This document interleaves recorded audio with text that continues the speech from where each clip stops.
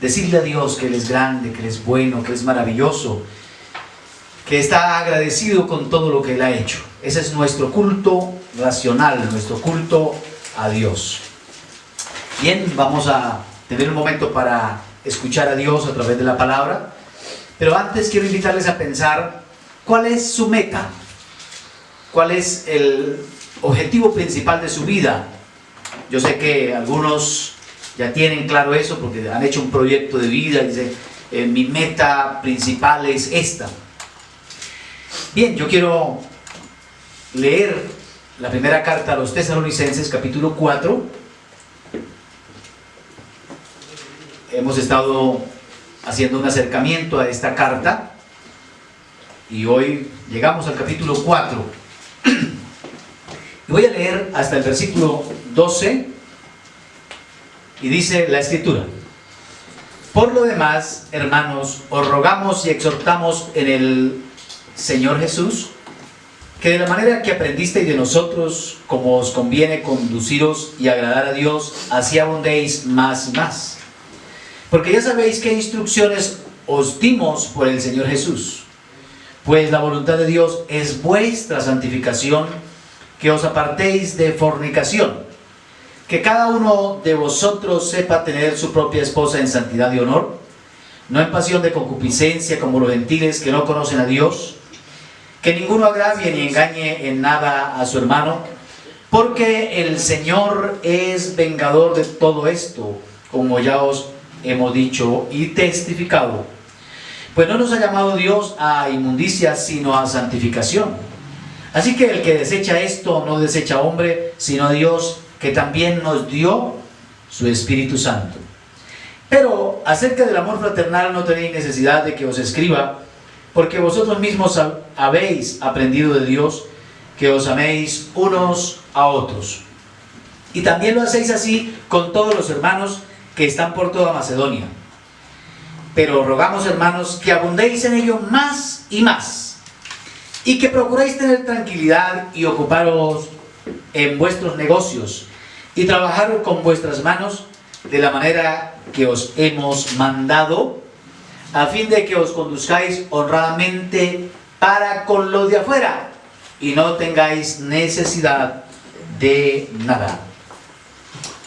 Oremos al Señor.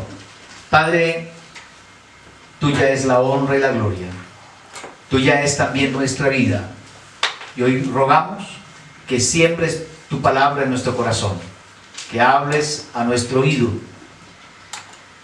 Tenemos muchos retos en esta vida y por favor te pedimos que cada día nos estés orientando, nos estés hablando.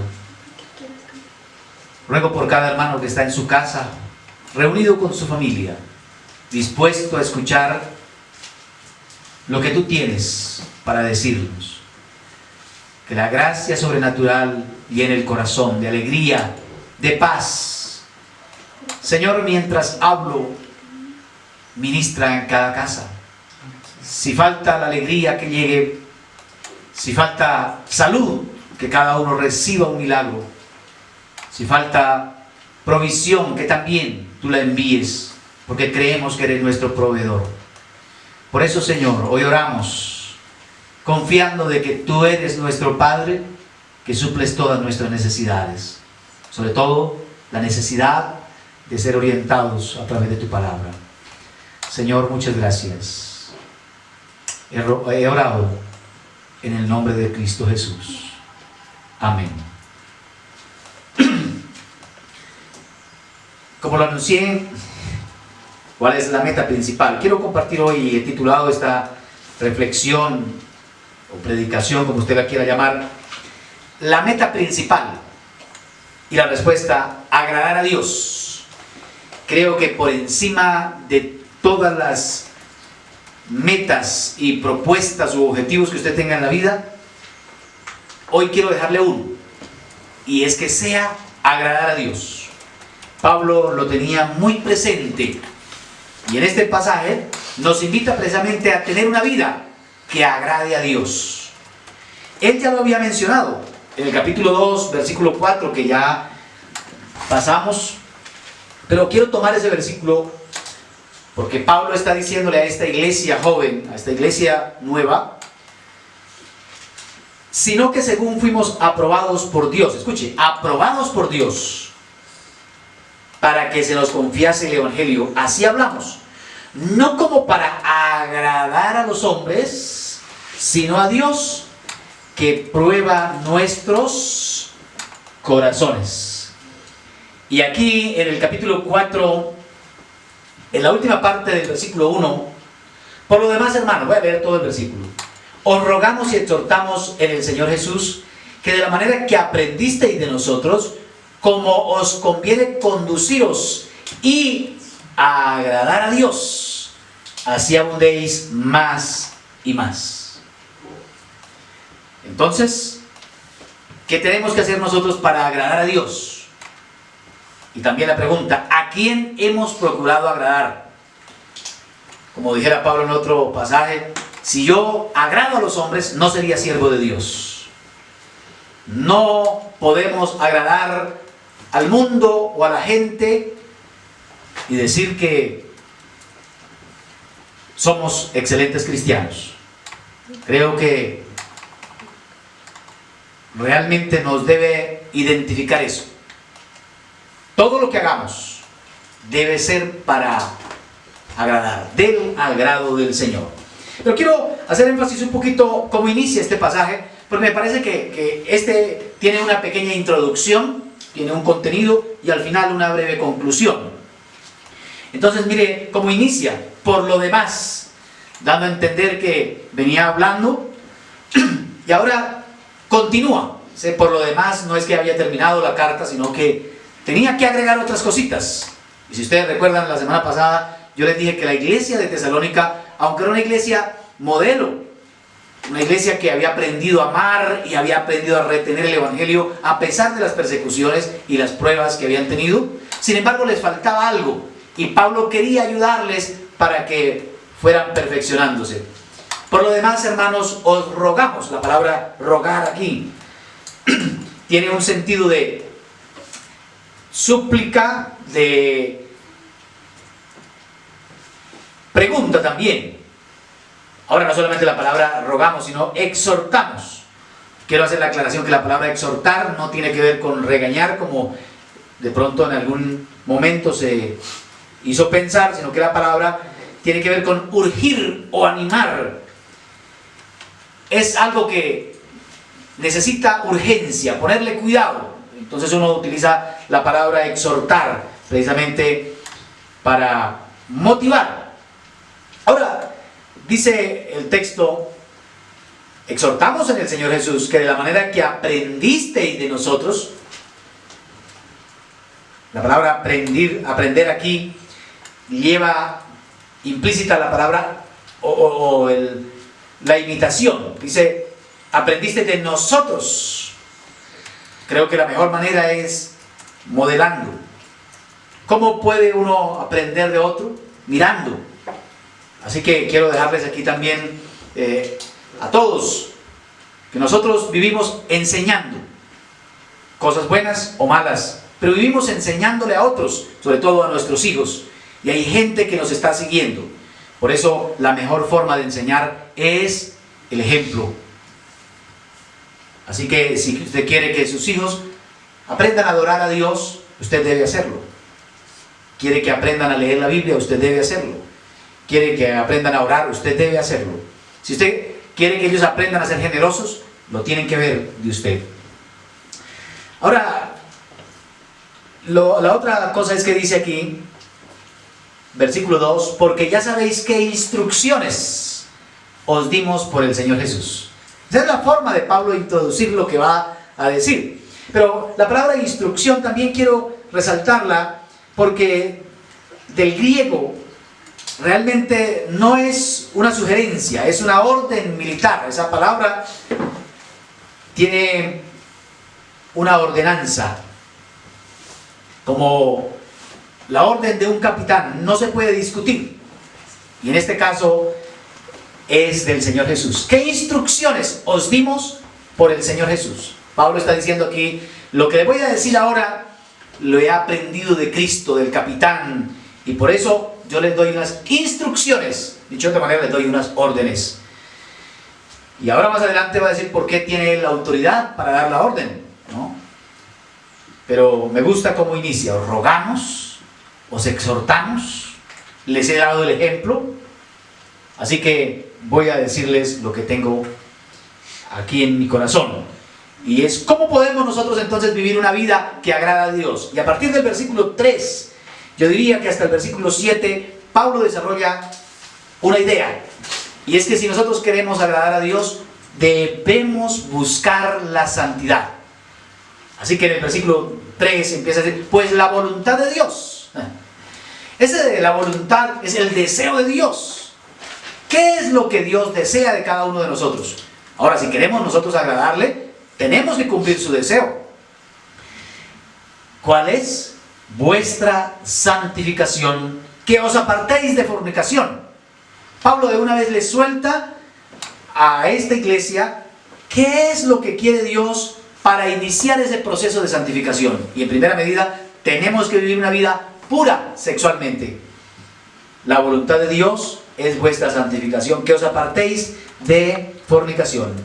Como saben, la palabra fornicación viene del griego porneia, que no solamente habla de relaciones de solteros, sino de toda clase de relación pecaminosa o prohibida.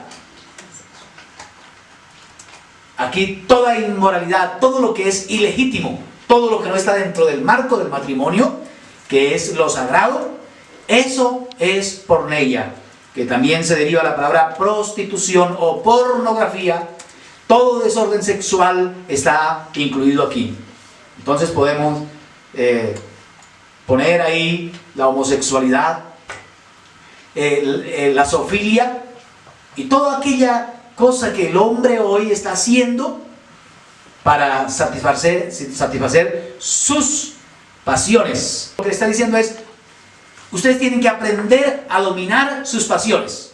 Mire lo que dice aquí, que cada uno sepa tener su propia esposa en santidad y honor, no en pasión de concupiscencia. Y pasión de concupiscencia es deseos desordenados.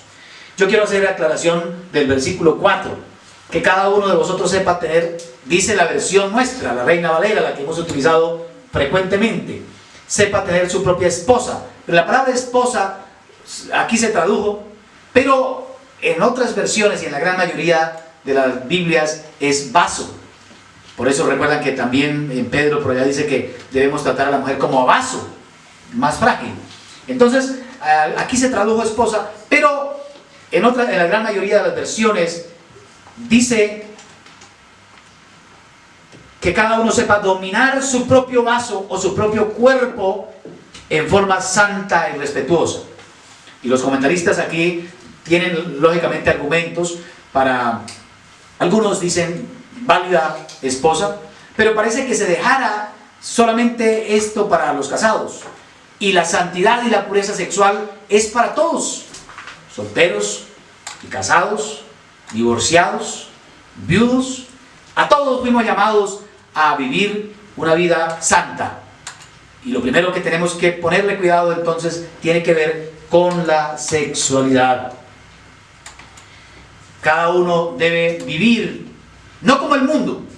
Ahora tengo que hacer claridad que Tesalónica, lógicamente, una cultura griega donde la moralidad no era lo corriente, no era lo normal allí. Al contrario, aún en sus cultos a los dioses habían el sexo sagrado, practicaban el sexo sagrado y prostitutas y toda clase de orgías. Ahora esta iglesia estaba iniciando, los hermanos acababan de convertirse en el Señor, no tenían mucho tiempo. Por eso creo que Pablo les ruega, les exhorta, les anima a vivir una vida de pureza sexual, no en pasión de concupiscencia como los gentiles que no conocen a Dios. Escuchen eso, lo que dice el versículo 5, los gentiles que no conocen a Dios. Es decir que el mundo tiene una forma de pensar de la sexualidad, y creo que hoy estamos viviendo un tiempo no muy diferente al que estaba viviendo la iglesia de Tesalónica. Desórdenes sexuales. Cuando realmente Dios pone su espíritu en nosotros para darnos dominio propio y para aprender a cuidar nuestro cuerpo. Quiero mirar otros pasajes que el apóstol Pablo menciona. Y en primera medida quiero que leamos Efesios capítulo 2, los primeros 3 versículos, porque nos invita a vivir diferente al mundo. Dice Efesios 2:1, y Él os dio vida a vosotros, cuando estabais muertos en vuestros delitos y pecados, en los cuales anduvisteis en otro tiempo, escuchen, siguiendo la corriente de este mundo. El mundo tiene una corriente, una forma de enseñar que es perversa. Dice aquí, conforme al príncipe de la potestad del aire, el espíritu que ahora opera en los hijos de desobediencia, entre los cuales también todos nosotros vivimos en otro tiempo en los deseos, concupiscencia de nuestra carne, haciendo la voluntad de la carne y de los pensamientos, escuchen, y de los pensamientos, y éramos por naturaleza hijos de ira, lo mismo que los demás. El mundo es perverso en su enseñanza. Hoy la sexualidad está en la televisión, novelas, películas. ¿Y cómo viven enseñando que la sexualidad se tiene que vivir libremente y que hay que practicarla? Pero la Biblia también habla de esa bendición dentro del matrimonio. Pero los cristianos no tenemos que seguir la corriente del mundo. Yo he dado algunas instrucciones a los jóvenes de cómo tener una vida o una relación de noviazgo sana, porque a veces también aprendemos del mundo. Entonces en el mundo un joven ve a una muchacha y ya posiblemente en el mismo primer encuentro ya son novios, y eso le da derecho a caricias, y eso es una preparación para una relación sexual. Esa es la perversión del mundo. Pero creo que Pablo dice aquí, no como los gentiles que no conocen a Dios. Nosotros necesitamos como iglesia cristiana hacer un llamado a la consagración y a la pureza sexual. El pecado sexual está contemplado como no solamente un abuso, sino también un sacrilegio. Y cuando hablo de sacrilegio es porque es una profanación al templo, al cuerpo nuestro. Y recordando las palabras del apóstol Pablo, y quiero aquí utilizar la versión Dios habla hoy, en la 1 Corintios 6:19. Pablo pregunta a la iglesia, ¿no sabéis? ¿Se les ha olvidado, diríamos? ¿No sabéis que vuestro cuerpo es templo del Espíritu Santo, que Dios os ha dado, y que el Espíritu vive en vosotros? No sois vosotros vuestros propios dueños. Así dice la Biblia, Dios habla hoy. Y quiero decirles entonces, Dios no nos ha llamado a la impureza, sino a la santidad. Por eso, si queremos realmente agradar a Dios, tenemos que poner nuestro cuerpo bajo el control del Espíritu Santo. No es fácil vivir en medio de un mundo y una sociedad que proclama vivir libremente, el libre desarrollo de la personalidad. Pero ¿hasta dónde hemos dejado a un lado la palabra de Dios? Por eso Pablo invita a esta iglesia que está en medio de una sociedad que ha dejado a un lado esto, de tal manera que hasta sin importar a quién le hacían daño, ellos tenían esa libertad. Los griegos podían tener varias mujeres, concubinas. Lo importante era que pudieran mantenerlas. Era un desorden. Y por eso Pablo en el versículo 6 dice que ninguno agravie ni engañe.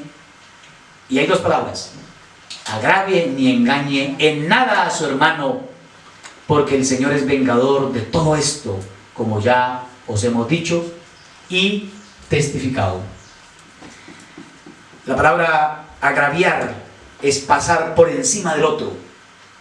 Porque algunos, sin importar qué pudiera sentir el otro, lo importante era satisfacer sus deseos. Ni engañe, la otra palabra que se utiliza aquí, y engañar es sacar ventaja. Y ellos, para conseguir el placer de su cuerpo, de sus pasiones, engañaban y agraviaban. Pero Pablo les dice, recuerden esto, el Señor es vengador. Es decir, que el Señor castiga a los que se comportan de tal manera.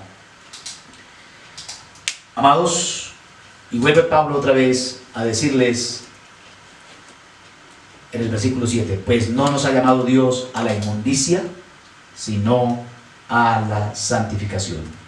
Y Pablo tenía toda la autoridad para hablar, porque era el enviado del Señor, y además también tenía, como dice en el versículo 8, así que el que desecha esto, no desecha a hombre, sino a Dios.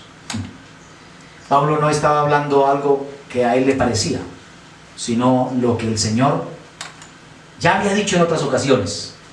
Entonces puede ser que algunos digan, no, el pastor es muy moralista, el pastor, aunque estudió desarrollo familiar, parece que va en contra de esto, pero es que yo tengo que ser fiel a la palabra de Dios. La porneia, que incluye el adulterio, y vuelvo a repetir, toda relación sexual ilícita, está prohibida por Dios. Puede ser que no sea un delito, y quiero hacer la aclaración. Hay diferencia entre delito y pecado. Hoy no es un delito ser adúltero, o ser fornicario, o tener cualquier otra inclinación, pero sí es un pecado delante de Dios. No lo condena la ley colombiana ni la ley posiblemente de esta tierra, pero es un pecado delante de Dios. Por eso Pablo dice aquí, el que desecha esto no desecha a hombre sino a Dios, que también nos dio su Espíritu Santo. Pablo estaba presentando aquí dos razones por las cuales él podía hablar de este asunto. Uno es la autoridad de Dios, que está por encima de todo, y lo otro es la presencia del Espíritu Santo. Y creo que nosotros tenemos que tener mucho cuidado con pasar por encima, ultrajar al Espíritu Santo. Y los creyentes sabemos que la blasfemia contra Él no tiene perdón. Por eso, lo primero que tenemos que hacer para agradar a Dios es vivir una vida en santidad. Pero en santidad, hablando de la pureza sexual. Lo segundo que Pablo aquí recalca, para poder agradar a Dios y cumplir esa meta, es abundar en el amor fraternal. Versículos 9 y 10. Pablo es repetitivo en esta carta. La iglesia sabía amar, pero él no estaba conforme. Él quería que la iglesia aprendiera y practicara más. Versículo 9. Pero acerca del amor fraternal, no tenéis necesidad de que os escriba, porque ya lo ha dicho y había elogiado a la iglesia en cuanto a esto. Pero dice, porque vosotros mismos habéis aprendido de Dios que os améis unos a otros. Y luego el versículo 10 dice, y también lo hacéis así con todos los hermanos que están por toda Macedonia. Pero os rogamos, hermanos, que abundéis en ello más y más. Quiere decir que el cristiano no puede parar en el aprendizaje del amor y en la práctica de él. Y puede decir que yo amo a la gente, pero tiene que abundar más. Porque para llegar al nivel del Señor, ese amor perfecto, amor ágape, que es un amor sacrificial, esa es algo que Dios quiere. Y Pablo aquí lo coloca otra vez. Y creo que nosotros tenemos que abundar entonces en el amor bíblico, en el amor ágape, sin egoísmo, sino entregándose. Creo que Pablo no era una persona que se conformaba con lo poco. Él quería la perfección, como Dios también. Dios quiere que nosotros vayamos hacia allá. La gente conocía esta iglesia Es más, Pablo aquí dice, yo sé que ustedes aman, aún no solamente a los hermanos de ahí, de Tesalónica, sino en toda Macedonia, versículo 10. Pero quiero que ustedes abunden más y más. Pero quiero hacer una énfasis aquí en una parte de lo que dice el versículo 9. Pero acerca del amor fraternal no tenéis necesidad de que os escriba, porque vosotros mismos habéis aprendido de Dios. El verdadero amor se aprende de Dios, no de la televisión. Se aprende del Señor. Es decir, el verdadero amor lo da el Espíritu Santo. Por eso el primer punto del fruto del Espíritu Santo es amor. Y nosotros nos caracterizamos por amar. Yo quiero leer una frase de un escritor, un poeta del primer siglo, llamado Luciano de Samosata. Él escribió esta frase y me pareció interesante. Es increíble ver el fervor que la gente de esa religión tiene. Se ayudan unos a otros en sus necesidades. No retienen nada para sí mismos. Su primer legislador, llamado Jesucristo, les ha hecho creer que todos ellos son hermanos. Las palabras de alguien que no conoce a Dios, pero tiene que admitir que nosotros somos una iglesia que amamos, pero no de palabras. Hablamos del amor que se demuestra en la vida diaria, sin exigir. Un amor como el del Señor, sin esperar nada a cambio, sencillamente porque Él pone en nuestro corazón esa capacidad de amar. Estimado hermano, ¿cómo estamos con el amor? Si Pablo en varias ocasiones, y creo que en las predicaciones que he dado anteriormente he mencionado sobre el amor fraternal, creo que es muy importante que nosotros le prestemos atención. Pastor, ya lo he escuchado, pero no nos vaya a pasar como en una ocasión a una iglesia cambiaron el pastor y toda la gente estaba expectante por el nuevo pastor que llegaba. Y llegó el pastor y predicó su sermón y la gente aplaudió, posiblemente por la novedad. Y al segundo domingo el pastor volvió y predicó el mismo sermón. Algunos dijeron gloria a Dios, otros ¿qué le pasaría al pastor? Tercer domingo y el pastor volvió a predicar el mismo sermón. Y la gente ahora sí, algunos se acercaron, pastor, ¿usted está bien? ¿Está bien de la memoria? Sí, sí, ¿por qué? Es que lleva 3 domingos predicando el mismo sermón, ¿no tiene otro? Y él dijo, ¿pero ustedes ya lo pusieron en práctica? Porque es hasta que uno ponga en práctica que puede decir que está listo para la siguiente lección. Y creo que esto del amor y llegar a la medida del Señor, que aprendamos del Señor, que lo imitemos a Él, vaya que nos cuesta y vaya que nos tiene que recordar constantemente. Si usted quiere vivir una vida que agrada a Dios, matricúlese en la escuela del amor, en la escuela del Señor, un amor incondicional, sin egoísmos, que entrega, que da, sin esperar nada a cambio. Ese es su amor para su esposa, para los hijos. ¿Cómo ha sido estas semanas de cuarentena, de aislamiento, el compartir con la familia? ¿Cómo está ese ambiente? ¿Hay comunión? ¿Hay amistad? ¿O al contrario? Han vivido en peleas y como sucedió en otros países, que la gente esperó que terminara la cuarentena para divorciarse. Pero creo, amados hermanos, que el amor cubre multitud de pecados. El amor nos ayuda a vivir una vida feliz. Así que creo que la iglesia tiene que marcar la pauta, tiene que marcar el camino para que la gente vea que realmente amamos. Y número 3, si usted quiere agradar a Dios, y Dios quiere esto, y vamos a mirar qué dice Pablo en el versículo 12. Y aquí ese y es una continuación. Y que procuréis tener tranquilidad y ocuparos en vuestros negocios y trabajar con vuestras manos de la manera que os hemos mandado. Número 3, yo lo coloqué así.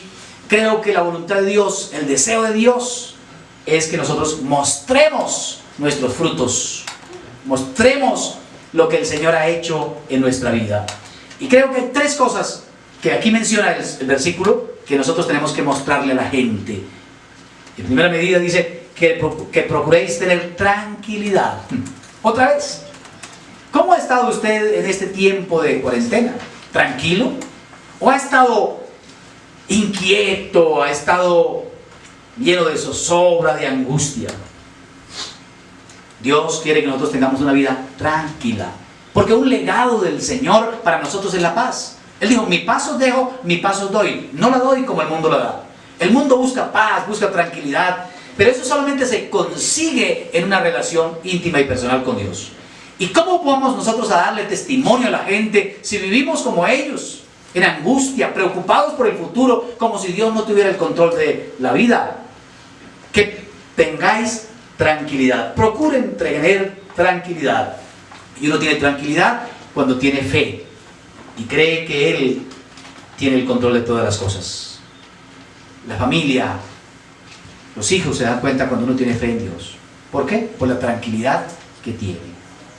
Es un fruto que hay que mostrar y Dios quiere que usted lo haga.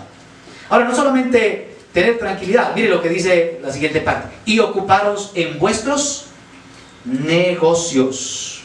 Parece que algunos creyentes, en aras de que ahora se habían convertido a Cristo, y como Pablo había hablado de la segunda venida del Señor, que más adelante, a partir del versículo 13, lo retoma, entonces algunos habían dejado de trabajar y habían dejado los negocios y se habían dedicado a hablar, mire, Cristo viene. Es decir, que habían, por decir de alguna manera, estaban enseñando cosas erróneas. Es verdad, Cristo viene, pero eso no quiere decir que tengamos que parar nuestras actividades. Pablo dice, ocupados en vuestros negocios. Es más, él tuvo que escribir una segunda carta. Y estaba mirando en segunda carta a los Tesalonicenses 3:11. Porque oímos de algunos de entre vosotros, que de entre vosotros andan desordenadamente, no trabajando en nada, sino entremetiéndose en lo ajeno. Hay algunos que han dejado el negocio. Yo en alguna ocasión hablé acerca de lo que significa la palabra negocio. Pero creo, amados hermanos, que el Señor quiere que nosotros nos ocupemos. Y sobre todo que seamos creativos. Que hagamos algo para mostrarle al mundo que no estamos desocupados. Y luego la última parte dice, y trabajar con vuestras manos, de la manera que os hemos mandado. Y no solamente mandado, sino que Pablo había modelado que él trabajaba. Quiero leer Hechos 20, versículos 34 y 35, precisamente después de haber fundado la iglesia de Tesalónica. Recuerdan que yo les hablé cuando iniciamos que si usted quiere entender más la carta, tiene que leer capítulo 16, 17 en adelante. Hechos 20, 34 dice, antes vosotros sabéis que para lo que me ha sido necesario a mí y a los que están conmigo, estas manos me han servido. En todo os he enseñado que trabajando así se debe ayudar a los necesitados y recordar las palabras del Señor Jesús, que dijo, más bienaventurado es dar que recibir. Quiero decirles, el trabajo es una bendición, un honor, un privilegio que nosotros tenemos para enriquecer no tanto nuestro bolsillo, sino nuestra personalidad, nuestro espíritu, para tener la satisfacción del deber cumplido y de la obediencia a Dios, que dijo que con el sudor de la frente ganaríamos el pan de cada día.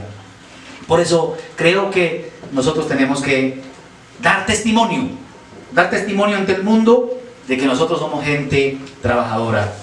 Tenemos que mostrar el fruto. Por eso Pablo en el versículo 12, y esta es como la conclusión de lo que él está diciendo acá, a fin, nota la palabra a fin, de que os conduzcáis honradamente para con los de afuera. Dicho de otra manera, para que nosotros ganemos respeto.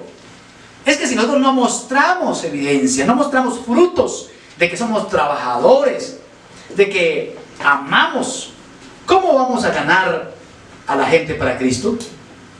Y aquí bien Pablo lo dice para con los de afuera, es decir, para con los que no son cristianos. Una persona holgazana, que no trabaja, no está dando un buen testimonio, no está hablando bien de la fe cristiana.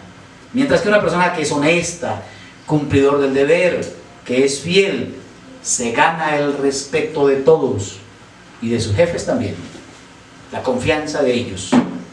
Los cristianos debemos sobresalir por nuestra honradez y por nuestra dedicación en el trabajo. No es el respeto, sino que Pablo dice aquí, y no tengáis necesidad de nada. La otra razón por la que tenemos que trabajar y dar testimonio, dar frutos, es precisamente para no tener necesidad de nada. Quien trabaja constantemente hallará siempre provisión para sus necesidades, porque Dios bendice el trabajo. Es verdad que en muchas ocasiones, y de pronto por esta situación, nos quedamos sin trabajo, sin empleo, y hay que apelar al corazón y a la generosidad de los demás, pero no podemos acostumbrarnos a esto, porque bien es cierto que a Jesús lo siguieron mucho después de la multiplicación de los panes, y el texto bíblico dice que no era tanto por él, sino porque les había dado de comer. Y por eso creo que los cristianos tenemos que ser laboriosos para no depender de los demás. Así que quiero recordarles que el Señor Jesús dijo que el árbol se conoce por los frutos, y una iglesia, escuchen esto, se conoce también por la clase de personas que produce. Si hay una iglesia donde la gente se acostumbra a pedir y se acostumbra a vivir de cualquier manera, es posiblemente la evidencia de que no han tenido un encuentro personal con Dios. Una iglesia se conoce por los frutos, un creyente también. La única manera de demostrar que el cristianismo, que la iglesia cristiana es la mejor de todas, es porque produce personas buenas. Cuando nosotros los cristianos mostremos al mundo que somos mejores trabajadores, que somos amigos más leales, que somos más amables, entonces estaremos dando un verdadero testimonio. Eso es lo que a Dios le agrada. Como dijera Pedro en otra ocasión, haciendo el bien, hacemos callar la ignorancia de los hombres insensatos. Y termino con esta frase. El mundo puede ser que no quiera venir a la iglesia a escuchar un sermón, pero nos tendrá que ver todos los días fuera, trabajando y mostrándoles nuestro testimonio, porque ese es el mejor sermón que podemos predicar. Dios quiere una iglesia, ama una iglesia, primero que viva pura sexualmente, que busca la santidad y empieza por su propio cuerpo, por su familia. Número 2, una iglesia que cada día se perfecciona en el amor, y una iglesia que da evidencias de que realmente Cristo está en su corazón. Señor Todopoderoso, te doy muchas gracias, porque cada día nos hablas y nos invitas a nosotros a ser imitadores tuyos, como hemos aprendido de ti. Dios, yo te ruego que sea tu Espíritu Santo llenando nuestros corazones y ayudándonos a hacer las cosas que a ti te agradan y a vivir solo para agradarte a ti.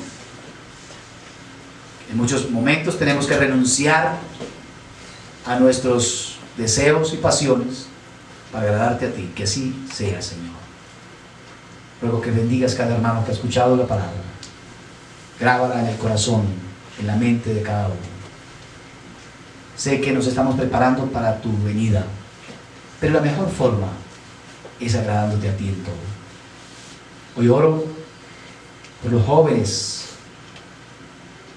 por todos los creyentes, porque estamos inmersos en medio de una sociedad que no tiene moral. Por favor, Señor, guárdanos y ayúdanos a dar testimonio. Te lo ruego, Dios. Sé que vendrás pronto. Y hoy creemos participar de la cena. Por eso nos reunimos en tu nombre y queremos dar testimonio de que tenemos esa esperanza, que creemos que vendrás pronto. Gracias, Señor, porque es por tu sacrificio que nos preparamos. Te adoramos a ti, Dios. Te exaltamos, Señor. Amén.